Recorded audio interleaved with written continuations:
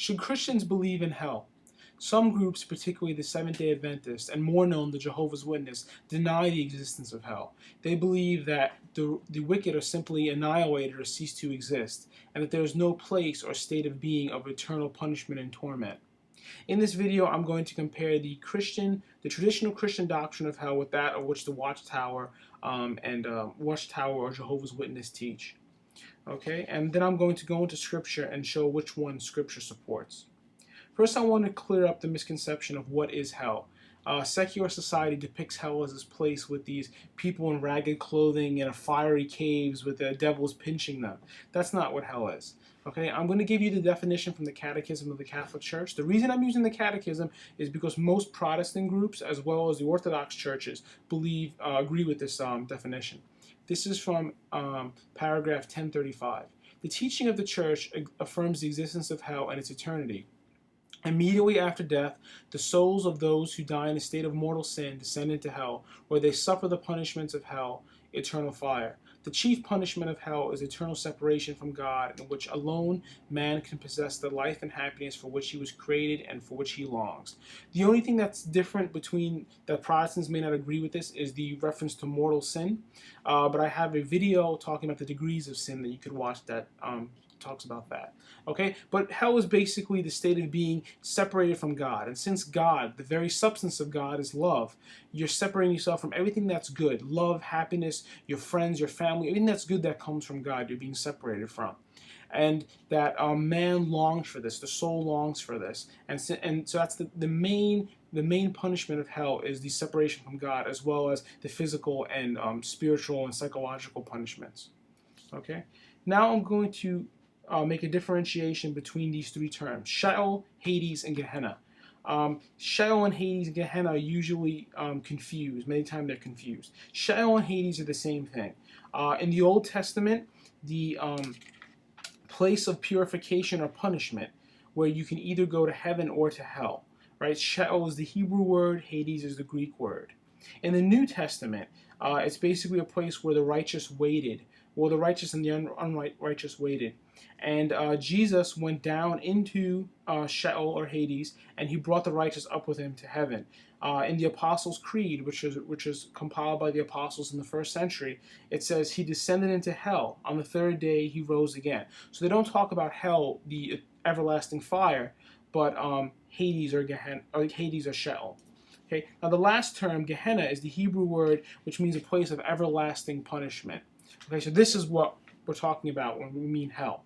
Okay, now Gehenna was also a physical place outside of Jerusalem in the Valley of Hinnom where garbage was burnt. It was a garbage dump. So Jesus many times uses Gehenna as this garbage dump to kind of give the apostles and disciples an idea of what the punishments of hell would be like. Okay. All right, Jehovah's Witnesses believe that there is no soul and that you are annihilated. The wicked are annihilated. The reason I talk about that there's no soul because it goes together with their understanding of death. Okay, so I'm going to read from the Watchtower website. This is an article called "What Has Happened to Hellfire." It says, that spirit can be compared to the electric current that activates a machine or an appliance and enables it to perform its function.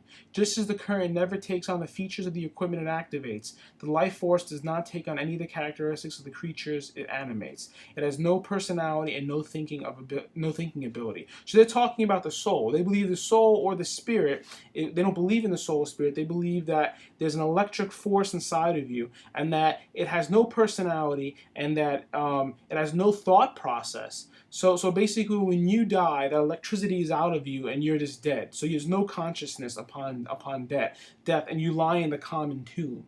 The righteous, go to this paradise earth, and the unrighteous are just simply annihilated. Okay? Also, from what the Jehovah's Witnesses believe about hell, this is from their book, Let God Be True. It was written by the Watchtower Bible and Tract Society in 1952. It says, everlasting punishment is a myth and a lie invented by Satan. It's pretty tough words right there, heavy words. Hell is merely mankind's common grave and is assuredly not a fiery torture. Such a cruel idea is from ancient Babylonian, Egyptian, Buddhist, and Assyrian beliefs. The Bible teaches us that hell is a place where the dead are conscious of nothing, obviously feeling no pain. So they say that hell is a lie, it's not biblical, it's just the common grave or the tomb, right? And that there is no consciousness and there's no pain, okay?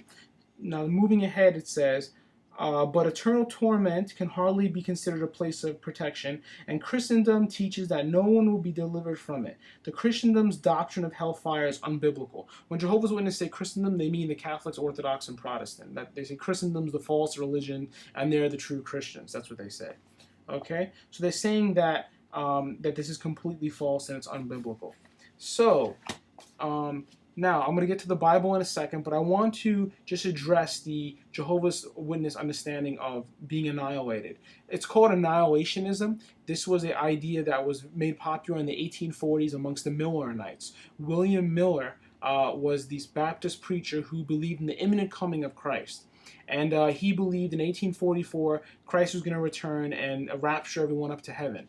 Of course, this didn't happen, and that was called the Great Disappointment of 1844. From that, some of his followers went away, and other followers formed the Adventist group, which are now the Seventh-day Adventists. That's where the roots are from. They were called the Second-day Adventists at the time, referring to the second coming of Christ. The Second-day Adventists actually broke on a dispute with is Christ really God? Is Jesus God? Is he a divine being?